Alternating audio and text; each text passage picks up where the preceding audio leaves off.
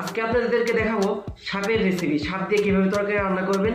এবং প্রথমে আপনার সাপ ধরে নেওয়ার পরে গরম পানিতে একটু সিদ্ধ করে নেবে, যাতে কোনো ময়লা না থাকে, জীবাণু না থাকে কারণে। আর এমন সাপ নেবেন যেমন খুব স্বাস্থ্যবান হয়, মাংস গদগদ করে, এরকম ভাবে আপনি এই সাপগুলা মারার চেষ্টা করবেন, তাতে খেয়েও মজা পাবেন। ও যাই হোক, আপনার গরম পানিতে একটু চুবাই চাবাই নিল যেন একটু হালকা পাতলা নরম হয়। যাই হোক পুরানো শেষ। আর দেখতে পাচ্ছেন সাপটা কত মোটা, মানে মাংস বেশি সেই লেভেলে, সাথে ডিমও আছে। যাই হোক, আপনি এখন উঠাই নিল সাপ দুইটাকে, দেখতে পাচ্ছেন আপনারা কত সুন্দর সাপ।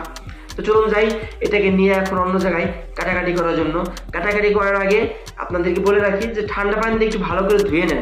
ধোয়ার পর তো যাই হোক, হাত দিয়ে একটু কসলাই কাসলাই নিলাম, দেখতে কত সুন্দর ডিম। তারপরে ছুরি দিয়ে একটু সুন্দর করে চাইছে নিলাম। এর জায়গায় আমাদের দেশের যে টাকি মাছ থাকে, ওই টাকি মাছের মতো এরকম এরকম এরকম করে। যাই হোক, কাছাকাছি শেষ। এখন ডিমটাকে একটু আলাদা করে রাখবো, কেননা পরবর্তীতে স্যুপ করতে হইব। যাই হোক, ছুরি দিয়ে তারপর ভালো করে সুন্দর করে চিড়ে নেবেন। কাটার পরবর্তীতে সুন্দর করে কাটে নেবেন। মাথাটা ফার্স্টে কাটলেন, তারপর একটু বাইরে নেবেন, যেভাবে আমরা সাধারণত যে চিকেন থাই বানাই, থাই চিকেন বানাই, সেই জন্য একটু বাইরে বাইরে নিয়ে সুন্দর করে নেবেন। তারপর যাই হোক, আপনি যেরকম পিস সাইজের সেরকম ভাবে পিস করে কেটে নেবেন। আপা খুব সুন্দরভাবে কাটতেছে। ও কত সুন্দর মাংস, সেই লেভেলের, মনে হয় টাকি মাছ বা বাইন মাছ। যাই হোক, কাটা শেষে আমাদের এখন পরবর্তী পদক্ষেপে চলে যাবো। এটা একটা পাতা, কি পাতা আমি চিনি না ভাই, আপনারা জানলে বললেন কমেন্ট অবশ্যই কি পাতা এটা। এটা সুন্দর করে কুচি কুচি কুচি কুচি করে কেটে তারপরে রাখবো তরকারি রান্না করার জন্য। যাক, কুচি করা হয়ে গেছে আমাদের। এখন কড়াইতে তেল দিয়ে দিলাম, একটু গরম করবো। গরম করার পরে দিয়ে যে শুকনো মরিচ কাঁচামরিচ পাইকে গেছে সেটাকে কুচি কুচি কাইটে রসুন দিয়ে সেটা তেলের মধ্যে দিয়ে তারপর এইটা কি দিলাম নিজেদের, আপনারা কমেন্ট করে জানাবেন। দিয়ে সুন্দর একটু ভাইজে নিয়ে তারপর দিল আদা রসুন বাসা, আদা রসুন বাটা দেওয়ার পরে একটু দই দিল। এটা দই দিয়ে কষাইবো। কষানোর পরে এখন সেই সাপটাও দিয়ে দিল, এখন সেই পাতাটাও দিয়ে দিল, দিয়ে ভালো করে কষাইতেছে কষাইতেছে। কষানোর পরবর্তীতে এখানে পানি ইউজ করবো না, করবো দুধ ইউজ। তো যাই বলছিলাম, আমরা শুধু দুধ দিয়ে রান্না করবো। তারপর ঢাইকে দিলাম, ঢাইকে দেওয়ার সুপের জন্য চলে গেলাম পরবর্তীতে। তো দিলাম এমন গাছ, আদা দিলাম একটু সাবধানের মতো, এটা দিয়ে তারপর বাকি দিয়ে সাপের মাংস আর ডিম, সেইটা আমরা দিয়ে গরম পানির মধ্যে দিয়ে দিলাম। তো দিয়ে দিলাম একটু সস, সুপের সস, তারপর দিয়ে দিলাম একটু লবণ। লবণ দেওয়ার পরবর্তীতে সুন্দর করে দিয়ে তারপর একটু নাড়াচাড়া দিলাম।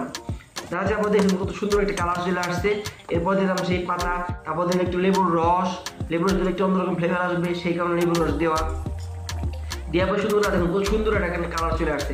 যাই হোক, আমরা এখন সেই কারির মধ্যে দিয়ে দিলাম কারি পাতা, যেন একটু ফ্লেভারটা সুন্দর, খাইতে মজা হয় সেই লেভেলে পাতা। দেখুন ও কত লোভনীয়, কত সুন্দর হয়েছে, দেখতে খাইতে মন চাইতেছে, হয়তো আপনাদের সবাই, আমার খাইতে মন চাইতেছে না।